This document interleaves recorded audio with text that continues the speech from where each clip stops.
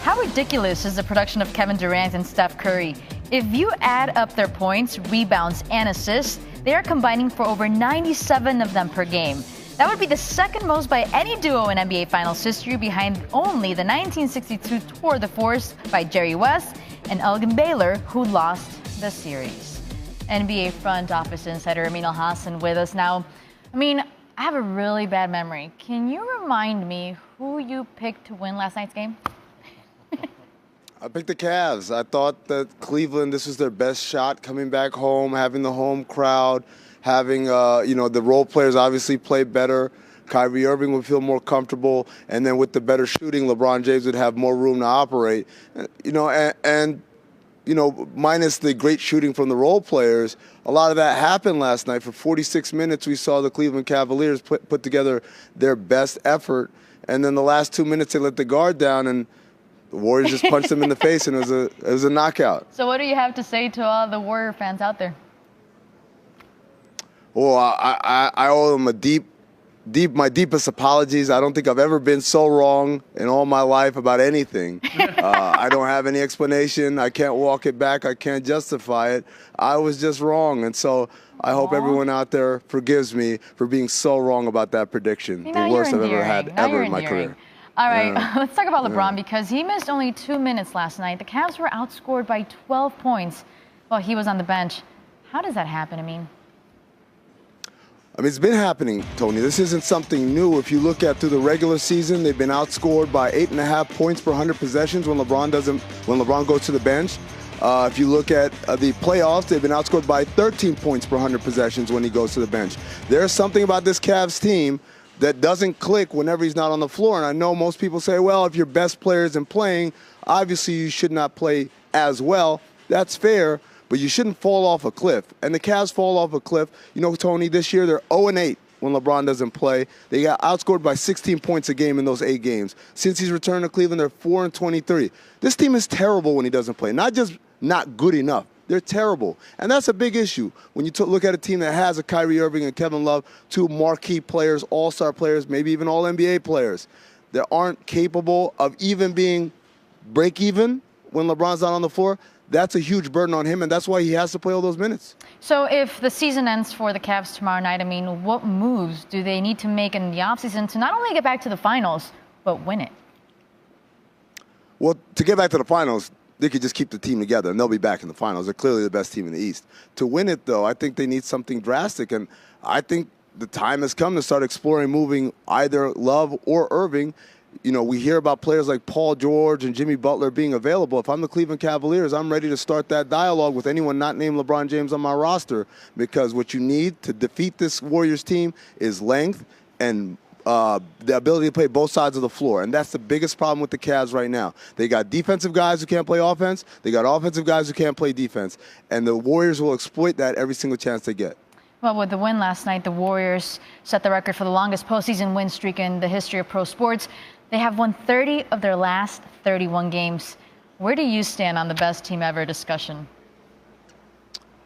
Obviously going undefeated in the postseason would be a huge feather in their cap. And I was talking with some guys after Game 2, Mike Wilbon and Mike Wise, saying what would be more impressive had they won last year as a 73-win team and won in 5, or as a 67-win team this year and sweeping the postseason. And almost unanimously, those guys and everyone else I talked to, sweeping the postseason is a bigger deal.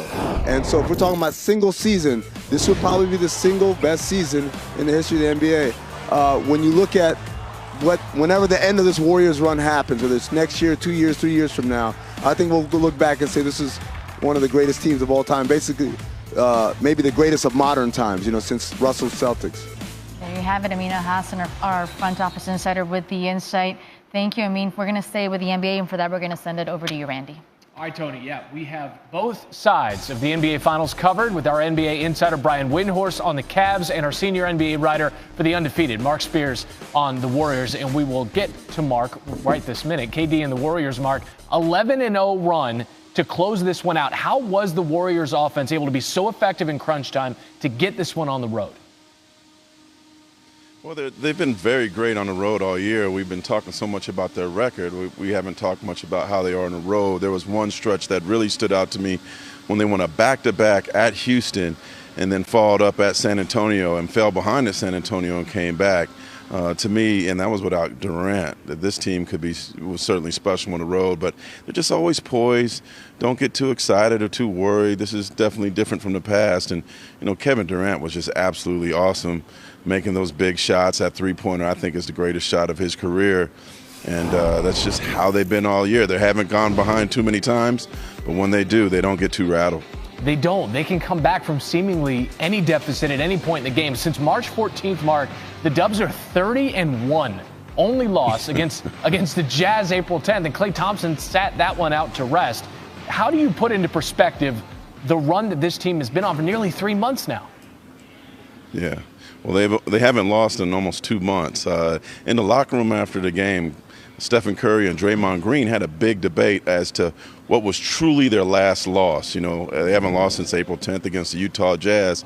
Steph Curry went all the way back to February 4th when the Warriors lost to the Kings in Sacramento, and he said that was the last time they lost with a full complement of players. But he and Draymond also said, well, Steve Kerr got ejected in the third quarter, so that one doesn't count either. But I think they count this Kings loss going all the way back before the All-Star break as a last true loss with their whole group together. And when they mentioned the Utah loss, it's like we weren't trying to win that anyway. We were trying to get rest. So it's hard to tell when their last loss really was. Full complement of players, nearly 4 months. All right, Mark, stay close for just a second. Let's go over to Brian Windhorst, who's with the Cavs, our NBA insider. And Brian, you tweeted last night, and this was telling. I've never seen a basketball game like this. You've seen more games than most people. What did you mean by that?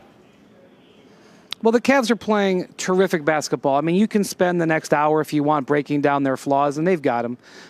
They have issues that, is going to hold them back. But this team went 12-1 in the East.